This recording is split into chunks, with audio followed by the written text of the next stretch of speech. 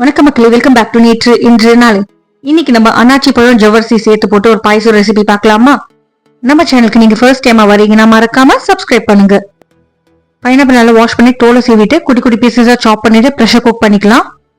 இது கூடவே ஒரு 1/4 கப் ஜவ்வரிசியுமே குக் பண்ணிக்க போறேன். வெந்த பைனாப்பிள் நல்லா ஆற விட்டு மிக்ஸி ஜார்ல சேர்த்துட்டு நம்ம அரைச்சிக்கலாம். இப்போ ஒரு கடாயில கொஞ்சமா நெய், 3 ஏலக்காய், கைப்பிடி ஃபுல்லா கேஷ்யூ நட்ஸ், கைப்பிடி ஃபுல்லா பாதாம் சேர்த்துக்கலாம். இதெல்லாம் நல்லா ரோஸ்ட் ஆகட்டும். கூடவே நான் கொஞ்சமா குங்குமம் பூ சேர்த்துக்கிறேன். இது கூட நம்ம அரைச்சி வச்சிருக்க இந்த பைனாப்பிள் விழுதை சேர்த்துட்டு நல்லா வதக்கிக்கோங்க. ஃப்ளேம் மீடியம்ல இருக்கட்டும். 1/2 கப் சக்கரை சேர்த்துட்டு சக்கரை நல்லா கரையிற வரைக்கும் குக் பண்ணிக்கலாம்.